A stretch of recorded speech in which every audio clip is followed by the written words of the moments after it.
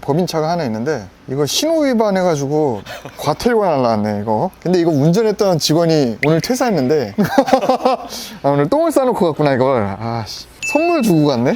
벌금 얼마짜리예요? 6만 원. 추징하실 생각이신가요? 아, 어차피 퇴직금에서 까야죠 이거는. 오늘 날씨 괜찮은데 어디 가시는 길이세요? 오늘 이제 은행 가고 있습니다. 적금이라도 만기되셨어요?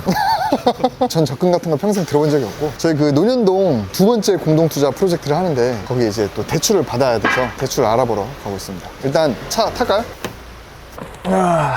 대출 알아보러 어디로 가시는 거예요? 이제 은행 가고 있어요. 저희가 사실 그 논현동 첫 번째 거 할 때 대출 알아보면서 너무 고생을 많이 해가지고 그때 은행 컨택을 진짜 많이 했거든요. 그 중에 그래도 그 당시에 좀 열심히 해주려고 노력해 주셨던 지점장님이 계셔가지고 한번 다시 찾아가서 다른 현장 한번 대출 한번 알아보려고 가고 있습니다. 공투 1호기는 대출이 왜 힘들었었나요? 은행에서 이제 100억 이상 대출을 하려고 하면 지점장님 전결권을 넘어가요. 그러니까 이제 100억까지는 그래도 지점 내에서 어느 정도 좀 해결을 하는데, 첫 번째 프로젝트는 너무 사이즈가 커가지고 대출을 160억을 받다 보니까 1금융에서 하려면 부행장이나 센터장 막 이렇게 위에까지 올라가니까 많이 좀 컷당했거든요. 근데 이번에는 좀 사이즈가 작아서 아마 이제 지점장님 좀 약간 융통성 있게 그래도 좀 도와주려고 마음을 먹으면 잘 풀어주지 않을까. 그럼 이번에 하시는 거는 대출 금액이 100억 이하인 건가요? 네, 이번에는 한 60억 정도 받을 것 같아요. 사실 누가 보면 60억이 작은 거냐 이렇게 그럴 수도 있는데 그 전께 워낙 커가지고 이번엔 그래서 투자금이 한 30억에서 35억 그 정도에 한 60억 초중반 대출을 받아서, 그러면 총 합하면 한 90억 되잖아요. 그렇게 해서 이제 건물 짓고 한 120억 정도 매각하는 걸로. 그러면 차익이 한 20억 되는 건가요? 한 2, 30억. 그래서 투자금 대비해서는 한 70%에서 좀 잘 팔리면 막 100%까지도 보고 있는데, 근데 요즘 같은 시장에는 좀 지켜봐야 될 것 같아요. 그래서 일단은 뭐 정권이 총선을 했는데 그래도 아직 민주당이 잡고 있어가지고 규제는 계속 할 것 같고, 총선 이후에 무슨 PF나 뭐 건설사 무너진다 뭐 이런 썰들이 많았잖아요. 그래서 조금 더 그건 지켜봐야 될 것 같아요. 그래서 어차피 이 두 번째 거는 하반기에 잔금이에요. 2024년 하반기 잔금 치고 공사하면 어차피 내년 준공이기 때문에 뭐 그때는 가봐야 할 것 같습니다. 저도 뭐 부동산을 전망하는 그런 스타일은 아니어가지고. 우리가 보통 집을 살 때, 일반인들이 집을 살 때 대출을 먼저 알아보고 그 다음에 아파트 계약하지 않나요? 맞아요.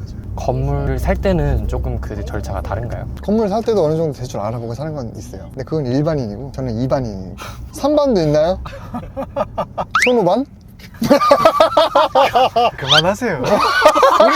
우리 대표님이 3절까지 하시는 분이 아닌데 너무 리액션이 없어서 심심하셨나 보다. 아무튼 일반적으로는 대출 좀 두려워하고 그랬는데, 저 같은 경우는 어느 정도 가긴 되지. 누울 자리 보고 좀 다리 뻗긴 하는데 그래도 한 7, 80% 정도는 대출이 나온다 생각하고 일단 지르는 스타일인 것 같아요. 그래서 1호기 때 임장머신이랑 고생을 많이 했지. 그럼 땅을 계약했다가 대출이 안 나오는 경우는 있어요. 특히 PF. 나 지금 그래가지고 물려있잖아. 제가 용산에 오피스텔 지으려고 하나 똥 쌓아놓은 게 있는데, 그거는 이제 PF는 일어났는데 이제 뭐 다른 여러 가지 일 때문에 그게 이제 실행이 안 되고 있어요. 그게 지금 좀 소송 걸려있고, 그거 말고는 사실 다 진행되고 있거든요. 근데 그거는 사실은 그때 사실 금융에 대한 문제라기보다는 사람에 대한 문제여서 제가 직접 챙기는 프로젝트는 아마 대출 때문에 그럴 일은 잘 없을 것 같습니다. 그 정도로 막 크게 사업 아직은 할 사이즈는 아니니까. 저는 약간 중소규모의 꼬마 빌딩이나 이제 도생 이런 거 많이 하잖아요. 뭐 그런 거는 어떻게든 조금 여기저기 쑤시면 방법은 어떻게든 찾으면 있다.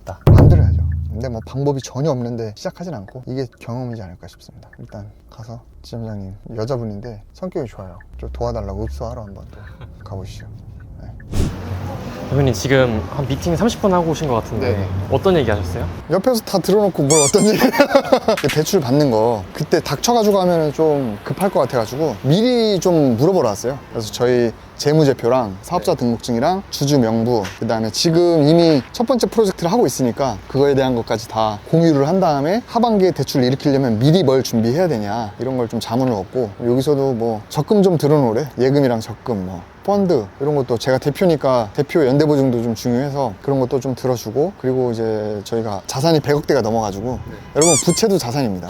그래서 이미 대출 100억 이상 받아서 어쨌든 자산 100억 이상이면 외부 감사 법인이에요. 그래서 외감을 받기 때문에 이제 뭐 그리고 나면 오히려 조금 유리하다고 하더라고요. 오히려 또 외부의 견제를 받고 있는 법인이니까 뭐 그런저런 얘기하고, 그래서 아무튼 일정 좀 보고 준비할 거 준비하고, 대출 심사는 하반기 7월 1일부터 이제 시작하니까 미리 좀 준비했다가 7월 때 되면 바로 와서 심사 한번 받아봐야죠. 결과는 지금은 알 수 없는 지겠죠. 건가요? 지금은 뭐 지금 검토해봐야 사실 어차피 우리가 아직 한 4, 5개월 남았기 때문에 아직 시간이 있어서 오늘은 미리 이런 게 있으니까 미리 좀 준비 좀 해놔라, 약간 그런 가벼운 미팅이었습니다. 그래서 일단 지금 1차 때 했던 경험들이 있잖아요. 그래서 뭐 저도 개인적으로 건물도 지어보고 했는데 주로 저는 이제 신협이랑 뭐 수협, 새마을 이런 2금융에서 많이 했는데, 그때 이제 꼬마 빌딩 지으면서 신한은행도 해보고 그다음에 최근에 그 컨소시엄도 하고, 그래서 1금융도 한번 미리 이렇게 인사 다니면서 서로 얼굴 터놓는 그런 게 또 좋은 경험이지 않을까. 그 경험이라는 게 쌓여가지고 대출 안 되는 걸 또 풀어내는 그런 또 힘이고 하니까 아무튼 많이 다니는 게, 부동산은 뭐든 많이 다녀야 돼.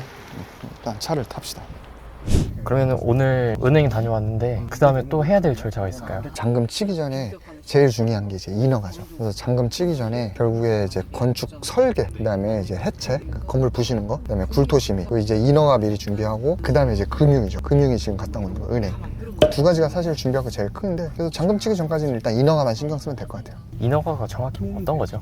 인허가는 건물을 짓기 위해서 미리 허가를 받아놓는 거. 내가 건물을 이렇게 지을 거다라는 거. 건물 부시려면 막 갖다 부시면 안 되잖아. 그러니까 내가 이걸 부시겠습니다 라고서는 구청에다가 미리 허가 받는 거. 그거를 이제 잘 해야죠. 아무튼 요 2차 프로젝트도 잔금까지 좀 남긴 했는데, 그때까지 이제 인허가랑 금융 저희가 이제 이거보다 더 큰 사이즈도 다 마무리를 했기 때문에 제가 요것도 잘 마무리하는 모습 앞으로 유튜브를 통해서 보여드리고, 이제 날씨가 많이 풀렸으니까 다들 이제 나와서 임장 좀 다니고 물건 많이 보고, 요즘에 시장에 물건 싼 게 좀 많습니다. 시장이 어려워도 기회는 있으니까 저희도 이제 공투 프로젝트는 아마 올해 그래도 하나, 많으면 2개 정도는 더 할 것 같아요. 좋은 게 있으면. 그래서 그때 아무튼 요거 진행 과정이랑 해서 같이 소식 전해드리도록 하겠습니다. 감사합니다.